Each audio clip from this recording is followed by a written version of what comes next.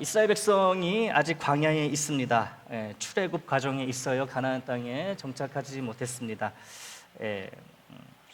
어느 날 이스라엘 백성이 가나안 땅으로 향하고 있던 어느 날 모압 평원, 모압 평지라는 곳에 도착하게 됩니다. 요단강 동편에 위치한 넓은 평원인데요. 모압 땅에 있는 모압 평원에 도착을 합니다. 거기서 이제 캠프를 차리고 진을 치고 지내게 됩니다. 자, 그런데 이거를 누가 봤냐 하면 모압 왕, 당시 모압 왕 발락이라고 하는 사람이 이 수많은 이스라엘 백성이 자기의 앞마당이라고 할 수 있는 모압 평지에 진을 치고 있는 것을 보게 됩니다. 그리고 큰 두려움을 느낍니다. 이스라엘 백성이 여기까지 어떻게 왔는지, 수많은 적들과 싸워서 승리하여 이곳까지 왔다는 것을 아는 거예요. 근데 눈앞에 왔으니 우리 왕국이, 이 모압이 저 이스라엘 손에 무너지겠구나 하는 그런 두려움을 느낍니다. 큰 두려움에 사로잡힌 이 발락이 선지자, 점치는 사람, 발람이라고 하는 그 사람을 떠올립니다. 생각을 해요. 이 용한 점쟁이가 저주를 하면 이스라엘 백성이 저주를 받아서 멸망하겠구나라는 그런 믿음을 가지고, 헛된 믿음을 가지고 발람을 찾습니다. 이 발람이라고 하는 이 점쟁이, 이 점쟁이가 그 일대, 그 당시에서는 제일 유명한 점쟁이였습니다. 점술가였던 거예요. 점술가. 그래서 이 발락이, 여러분 좀 이름이 헷갈리죠. 모압의 왕은 발락이고요, 이 점쟁이, 점술가는 발람입니다. 잘 구별해서 들으시기 바랍니다. 그래서 이 발락이, 이 모압의 왕 발락이 발람에게 사람을 보냅니다. 자기의 부하들을 보내요. 그래서 이스라엘을 저주해 달라고, 그러면 이스라엘 백성이 망할 것이라고 그렇게 사람을 보내요. 요청을 하게 됩니다. 그래서 부하들을 보내면서, 자기의 사람들을 보내면서 이 발락이 많은 복채, 큰 돈을 쥐어서 보냅니다. 이 발람에게, 이 점쟁이에게 갖다 주라는 거죠. 이 점쟁이는 복채를 받아야지 점을 쳐주잖아요. 그죠? 그러니까 많은 돈을 이 부하들을 통해서 이렇게 보냅니다. 그래서 이스라엘 백성을 저주하라고 이렇게 설득을 하는 거예요. 민수기 22장 7절 말씀을 함께 보겠습니다. 민수기 22장 7절 말씀이에요. 모압 장로들과 미디안 장로들이 손에 복채를 가지고 떠나 발람에게 이르러 발락의 말을 그에게 전하매, 도착한 거예요. 이스라엘을 저주하면 큰 액수의 이 돈을 주겠다는 이 발락의 말에 발람이 다음과 같이 답합니다. 이스라엘만 저주하면 이 복채 다 네 거야 라는 그 말에 발람이 어떻게 대답하는지 우리 또 말씀을 보겠습니다. 22장 8절이에요. 발람이 그들에게 이르되 이 밤에 여기서 유숙하라. 여호와께서 내게 이르시는 대로 너희에게 대답하리라. 이 점쟁이가 하나님의 이름을 부르면서 하나님이 나에게 말씀하시는 대로 너희에게 답할 터이니 이 밤 이곳에서 나와 함께 머물러라 라고 대답을 합니다. 여러분, 발람의 이 대답이 어떻게 들리십니까? 이 괜찮은 답변으로 보이지 않으십니까? 큰 액수의 복채를 냉큼 받지 않고 먼저 하나님의 뜻을 확인해 봐야겠다는 이 발람의 모습이, 이 답변이 참 괜찮아 보인다는 거죠. 그렇지 않습니까? 하지만 사실은요, 하나님의 뜻을 먼저 확인해 보겠다는 발람의 이러한 모습은 괜찮은 모습과는 거리가 멀어요. 괜찮지 않은 모습이라는 거죠. 왜일까요?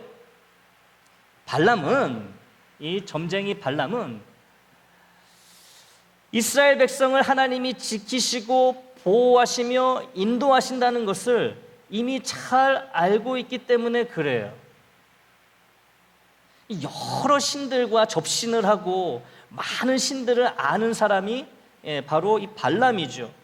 그런데 그 어떤 신과도 비교할 수 없는 전능하신 하나님이, 그 누구도 당해낼 수 없는 그 하나님이 이스라엘 백성을 지금까지 지키시고 보호하시고 지금도 함께 계신다는 것을 이미 알고 있어요. 알고 있다라는 거죠. 그런 이스라엘 민족을 저주하는 일은 분명 하나님이 원치 않으시는 악한 일이라는 것을 발람이 모를 리가 없다는 거죠. 이스라엘을 저주하는 것은 하지 말아야 할 일이었다는 거예요. 이걸 발람이 알았다는 거죠. 분명히 알았다는 거예요. 그런데도 하나님이 무엇이라고 말씀하시는지, 이스라엘을 저주하라고 하시는지 저주하지 말라고 하시는지 기다려보자라고 말하는 것은 분명 잘못됐다는 것이지요. 분명 잘못된 것이죠. 아니, 물어보나 마나 하나님의 응답을 기도할 필요가 없는 상황이에요. 뻔한 겁니다. 이스라엘을 저주하면 안 되는 거예요. 그런데 하나님이 뭐라고 하시는지 하룻밤 기다려보자. 발람이 지금 이러고 있잖아요. 된장인지 고추장인지 꼭 손으로 찍어서 먹어봐야 알 수 있는 게 아니잖아요. 우리 하나님이 이스라엘을 저주하라고 하시겠습니까?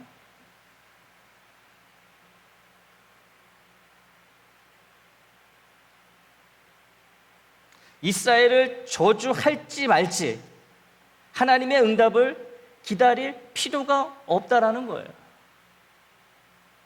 근데 하나님이 뭐라고 말씀하시는지 확인해 보자라고 하는 건 분명 문제가 있습니다.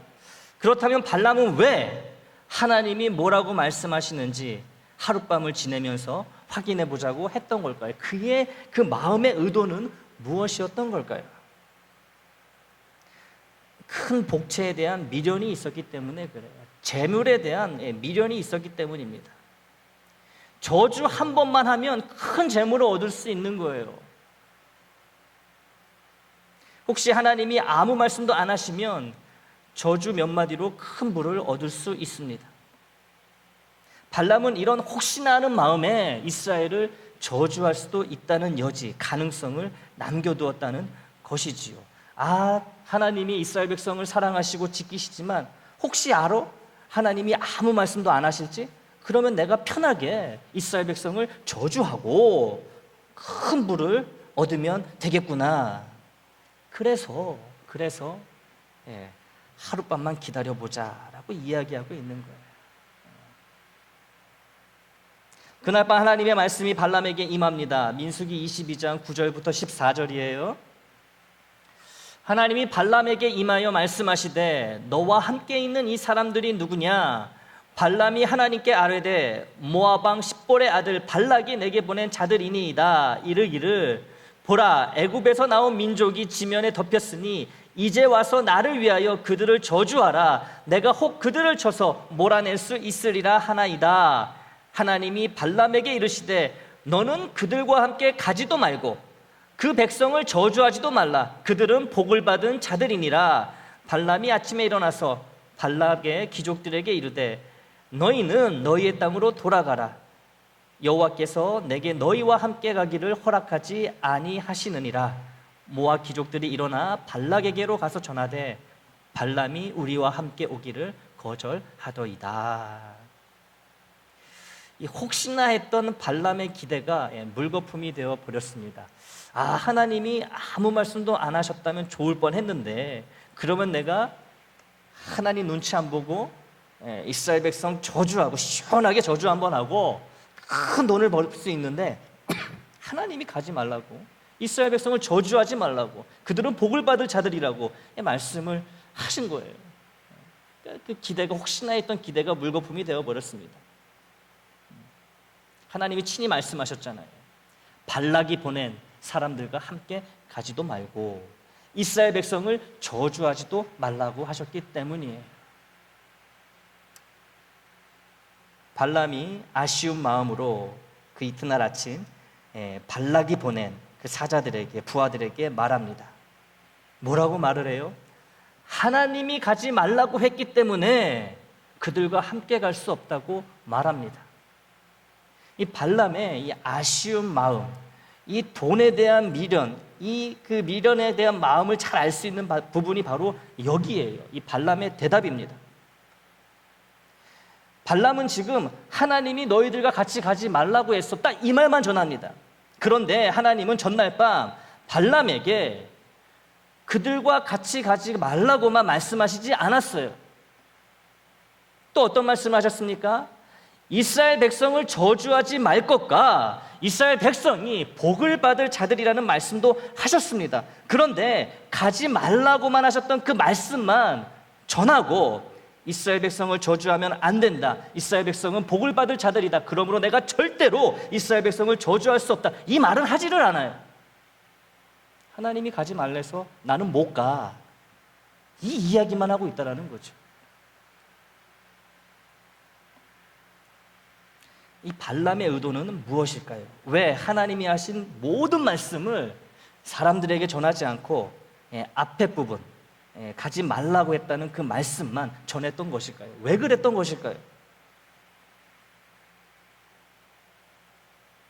그것은 하나님이 가라고 하든 말든, 저주를 하라고 하든 말든 자기는 상관하지 않고 처음 복채보다, 지금 가지고 온 복채보다 더 많은 복채를 주면 발락이 원하는 대로 이스라엘을 마음껏 저주하겠다는 그런 의도, 마음이 있는 거예요. 아직도 이 복채, 돈, 재물에 대한 미련을 버리지 못한 거예요.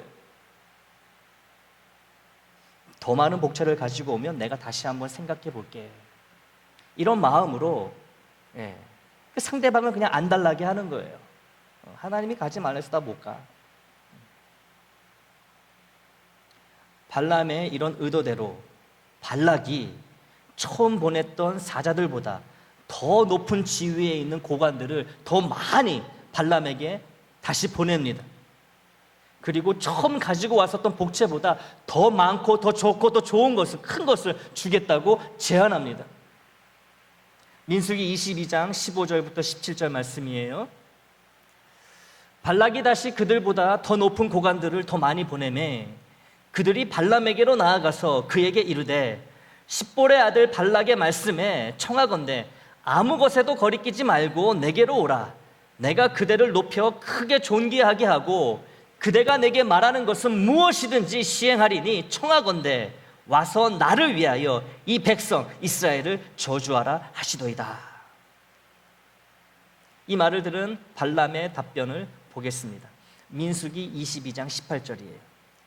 발람이 발락의 신하들에게 대답하여 이르되 발락이 그 집에 가득한 은금을 내게 줄지라도 내가 여호와 내 하나님의 말씀을 어겨 덜하거나 더하지 못하겠노라, 이런 답변을 합니다. 여러분, 발람의 이번 답변은 어떻게 들리시는가요?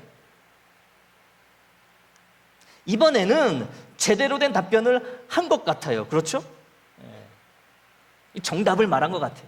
아무리 많은 재물을 줄지라도 나는 하나님의 말씀대로 할 수밖에 없다는 이런 답변을 하고 있잖아요.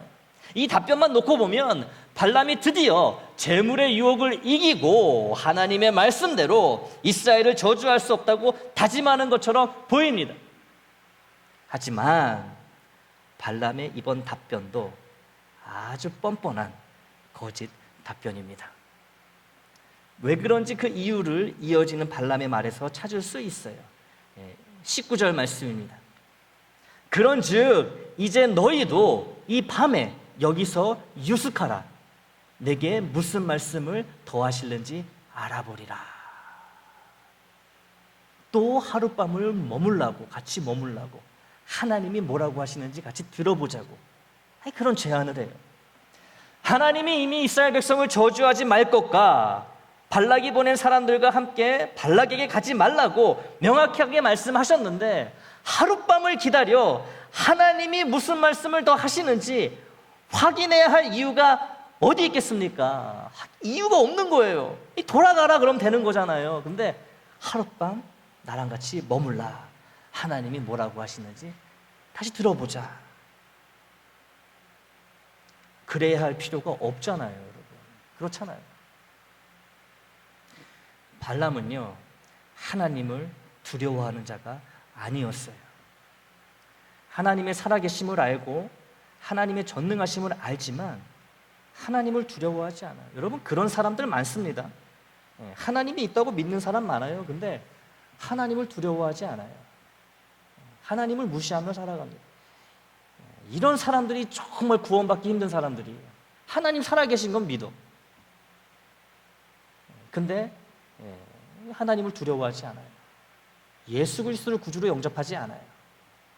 이 발람이 그런 사람 중에 하나라는 거죠. 참 안타까운 사람이, 제일 불쌍한 사람이 바로 이런 사람이에요. 하나님 살아계시고 역사하시는 거 아는데 믿지를 않아. 하나님을 경외하지를 않아요. 말씀을 경청하지 않아요. 순종하지 않아요. 이 발람은요, 재물을 얻을 수만 있다면 하나님이 뭐라고 하시든 그걸 무시하고 어길 수 있는 사람이었습니다. 더 많은 복채, 더 많은 재물을 얻기 위해 첫 번째 자기에게 온 발락의 그런 사신들을 돌려보냈지요. 이 가지고 온 복채가 적어서 발람이 우리와 함께 가지 않는구나, 이스라엘을 저주하지 않는구나라는 인상을 주면서 돌려보낸 거예요.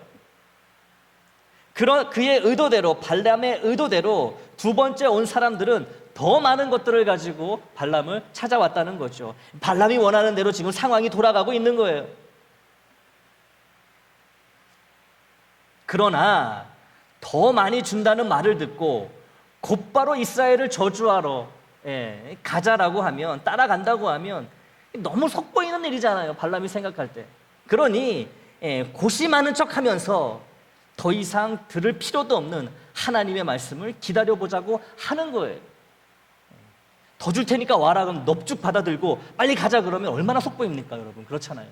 그러니까 시침이 뚝 떼고 근엄하게 하나님이 가지 말라고 하셨지만 또 뭐라고 말씀하실지 한 번 더 기다려봅시다.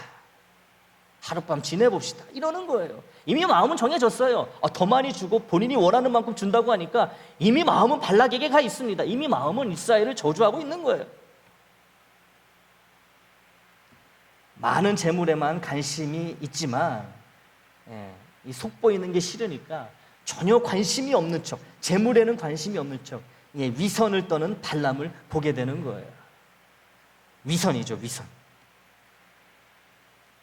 하나님이 가지 말라고 하셨고 이스라엘 백성을 저주하지 말라고 진작에 말씀하셨지만 원하는 만큼의 큰 재물을 약속받은 발람은 이미 발락에게 가서 이스라엘 백성을 저주할 준비가 이미 끝난 거예요. 하나님이 가지 말라고, 저주하지 말라고 또 말씀하실지라도 이 발람은 재물에 대한 큰 욕심으로 하나님의 말씀을 무시하고 어길 준비가 되어 있다는 것이지요. 하나님이 안 무서운데 하나님이 하는 말이 귀뚱으로나 들리겠습니까? 그런데 하나님이 그날 밤 뜻밖의 말씀을 발람에게 하십니다. 20절 말씀이에요.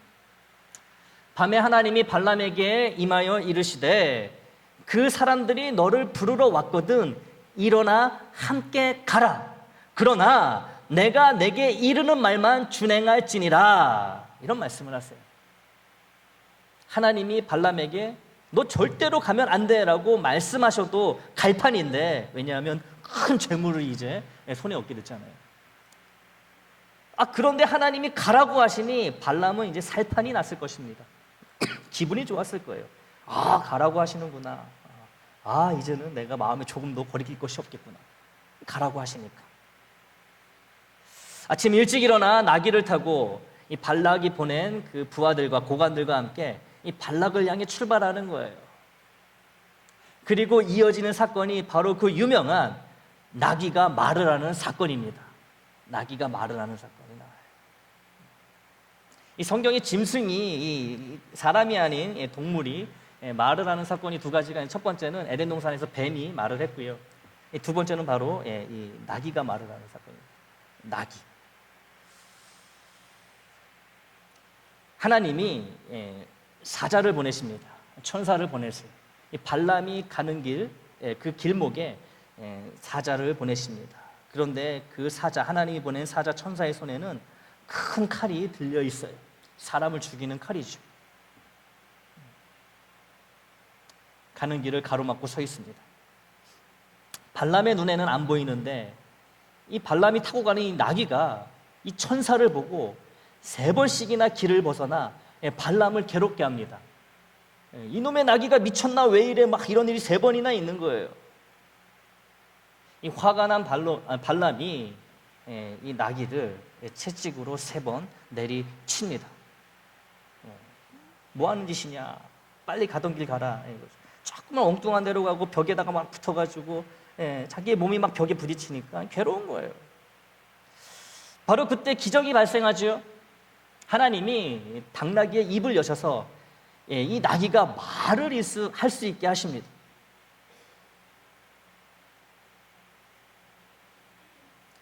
그리고 나귀의 말을 듣고 이 발람의 눈이 뜨여져서 드디어 발람도 손에 칼을 든 하나님의 사자를 보게 됩니다. 근데 여러분, 여기서 굉장히 이상한 점이 있습니다. 이상한 점을 눈치채셨나요? 하나님이 천사를 보내요. 발람을 죽이고자 하시는 게 굉장히 이상하다는 거지요. 발락에게 가라고 하나님이 말씀하셨잖아요. 그렇잖아요. 따라가라라고 말씀하셨잖아요. 전날 밤에. 그래서 하나님의 말씀대로 나귀를 타고 발락에게 가고 있는 발람입니다. 그런데 왜 발람을 죽이시려 했던 걸까요? 오늘 본문 민수기 22장 22절 말씀을 보겠습니다. 그가 감으로 말미암아 발람이 발락에게 감으로 말미암아 하나님이 진노하심으로 여호와의 사자가 그를 막으려고 길에 서니라. 하나님이 발람에게 말씀하시기를 발락에게 가라고 하셔놓고서는 왜 발락에게 가는 길을 천사가 막게 하시고 하나님의 말씀대로 그 발락에게 길을 떠나고 있는 이 발람을 죽이려고 하시는지 이 앞뒤가 맞지 않잖아요. 아니 가라고 하셔가지고 가는데 왜 간다고 화를 내시고 진노하시고 사자를 보내셔가지고 칼로 쳐서 이 발람을 죽이려고 하시는지 이상하잖아요, 여러분. 그렇잖아요. 이해하기 어렵습니다. 당사자가 아닌 우리에게도 지금 상황은 매우 당혹스러운 상황이에요. 아니 하나님이 왜 이러시지? 이러시면 안 되는데 라는 생각이 든다는 거죠. 하나님이 가라 그러셨는데 그래서 가는데 간다고 화를 내시고 죽이시려 하시고 이게 뭔가. 이 문제를 해결하기 위해서는 민수기 22장 20절과 35절 말씀을 우리가 자세히 보아야 합니다. 20절 말씀 먼저 다시 보겠습니다. 밤에 하나님이 발람에게 임하여 이르시되 그 사람들이 너를 부르러 왔거든 일어나 함께 가라. 그러나 내가 내게 이르는 말만 준행할지니라. 하나님이 발람에게 말씀하시기를 너 이제 발락한테 가도 돼. 발락이 보낸 사람들과 함께 같이 가 라고 하실 때 조건이 따라 붙었다라는 거죠. 하나님이 조건을 하나 붙이십니다. 그건 뭐예요? 네가 발락에게 가기는 가되 내가 너에게 이르는 말만 준행할지니라. 이런 이 조건을 붙이십니다. 내가 너에게 이르는 말, 내가 하라는 말만 하라, 해야 된다. 이런 조건을 붙이세요. 또 35절 말씀을 보겠습니다. 여호와의 사자가 발람에게 이르되 그 사람들과 함께 가라. 내가 내게 이르는 말만 말할지니라. 하나님이 하셨던 말씀과 똑같은 말씀 다시 전하고 있습니다. 하나님의 말씀 다시 전하는 거예요. 이 사자가 단서를 다시 이야기합니다. 발락한테 가되 하나님이 명하시는 말씀만 하라는 이 조건을 이 하나님의 사자도 다시 언급하고 있어요. 전하고 있어요. 하나님의 말씀대로 발락한테 가는 발람을 하나님이 죽이시려 했던 이 이상하고 당혹스러운 상황은 바로 이 조건과 관련이 있습니다. 발락한테 가는 발람의 마음에, 이 점술가 점쟁이 발람의 마음에 하나님이 원하시는 말을 하는 것이 아니라 많은 재물을 얻기 위해 하나님이 원치 아니하시는 말, 즉 이스라엘을 한껏 저주하려는 탐욕에 찌든 악한 마음이 발람에게 있었다라는 것이지요. 그런 마음으로 지금 발락한테 가고 있는 거예요. 이런 이유로 하나님은 발람을 죽이려 하셨던 것입니다. 내가 가라고 했지만 언제 이스라엘 백성을 저주할 마음으로 가라 그랬느냐? 왜 이스라엘 백성을 저주하려는 마음으로 지금 길을 나서고 있느냐? 그래서 지금 죽이려 하시는 거예요. 죽이려 하시는 것입니다. 그래서 나귀가 말을 하게 하셔서 발람이 재물에 대한 욕심을 이기고 하나님의 말씀에 순종하게 하셨던 것입니다.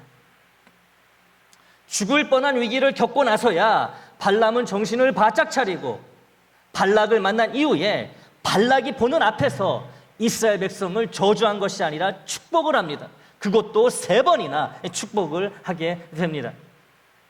사랑하는 애장가족 여러분, 이 발람과 같은 모습이 혹시 나에게도 있는 건 아닐까요?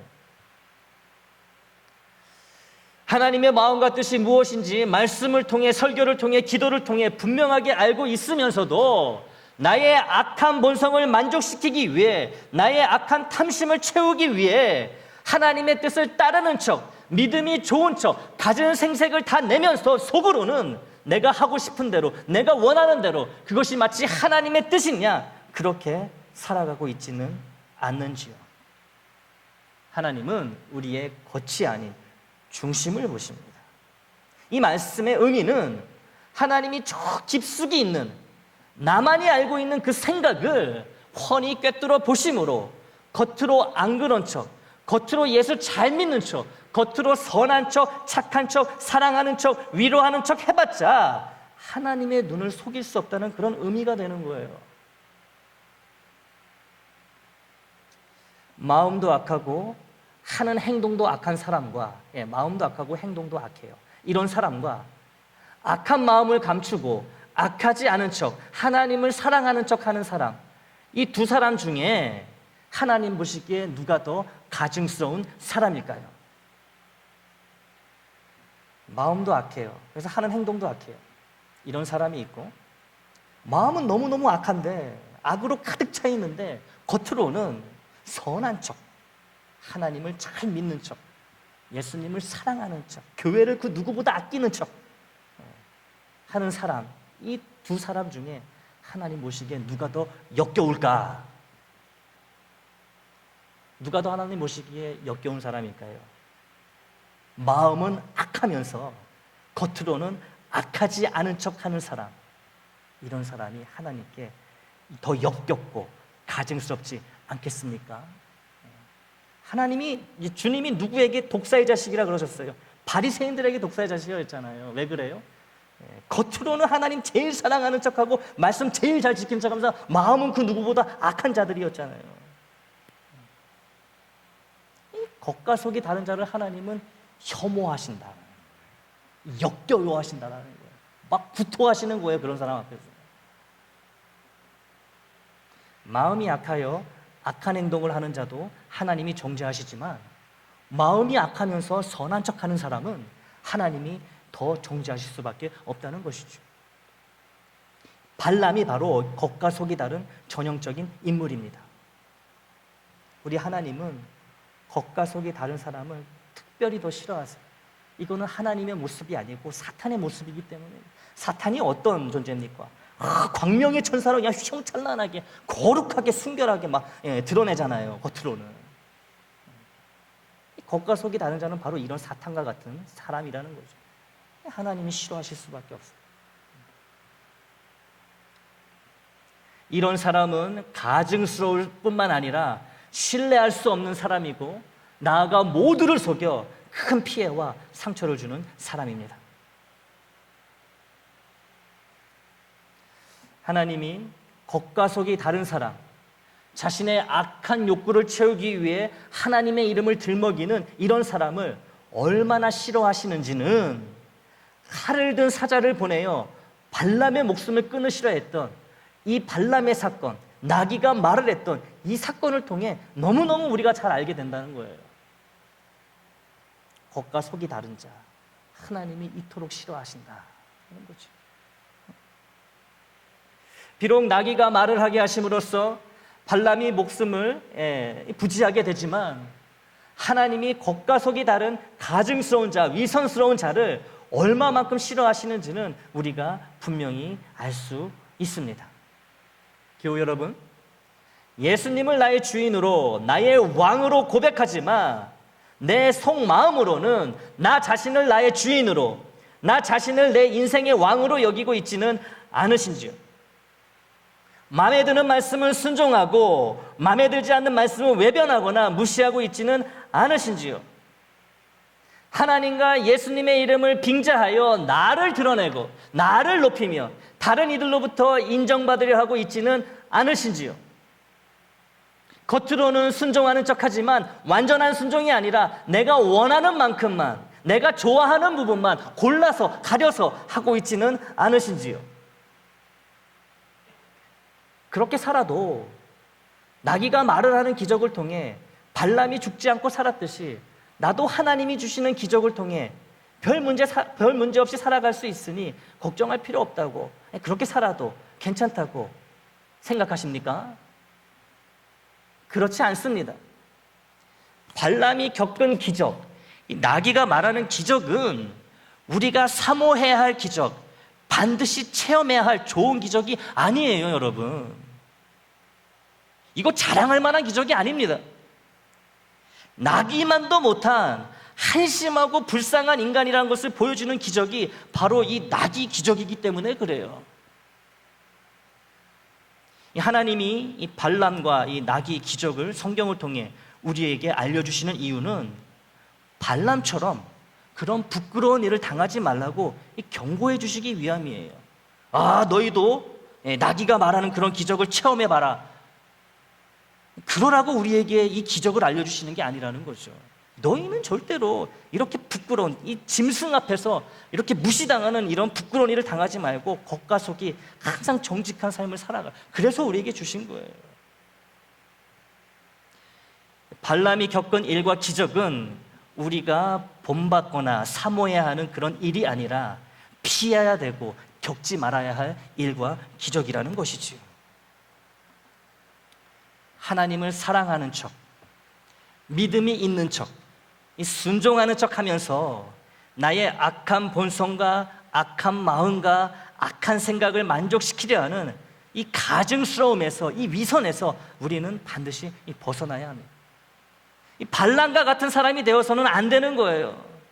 이 발람과 같은 수치스러운 기적을 겪어서도 안 되는 거예요. 여러분이 기르는 개가 여러분이 믿음 생활 잘 못해가지고 막 여러분들 막 뭐라고 하고 막 꾸짖고 그러면 여러분 와, 기적이 일어났으니까 기쁘다 이러시겠습니까? 그걸 어디 가서 이야기하시겠어요? 그 부끄러운 일을. 발람과 같은 이런 일이 우리에게는 있어서는 안 된다는 거예요. 그러지 말라고 하나님이 발람의 이야기를 우리에게 알려주셨으니 마음으로도 하나님을 진심으로 사랑하고 겉모습으로도 하나님에 대한 사랑을, 충성을 신실하게 드러내야 합니다. 발람은 하나님의 뜻대로 행하는 척 했지만 사실은 돈에 대한 자신의 욕심에 따라 행했습니다. 재물에 끌려가는 그런 삶을 살았어요. 하나님보다 재물이 더 앞섰어요. 다른 사람들에겐 하나님을 잘 믿고 경외하는 것처럼 보였지만 하나님의 눈은 속일 수 없었던 것이죠. 겉과 속이 다른 이 가증한 모습으로 인해 하나님은 진노하시고 죽음의 사자를 보내 발람의 목숨을 끊으려 하셨습니다. 우리도 마찬가지예요. 우리도 마찬가지, 똑같아요. 겉으로는 주님께 속하여 주님의 뜻을 따르는 그리스도인이지만 겉으로는, 문의로는 그리스도인이에요. 하지만 속으로는 주님이 아닌 악한 본성을 따르고 죄를 더 사랑한다면 우리 역시 발람처럼 겉과 속이 다른 가증한 존재가 되어 하나님의 무서운 진노를 피할 수 없게 될 것입니다. 중심을 보시는 하나님 앞에 겉과 속이 똑같이 정결하고 진실하여 하나님의 진노가 아닌 하나님의 복을 받으며 살아가는 저와 여러분이 되시기를 주님의 이름으로 축원합니다.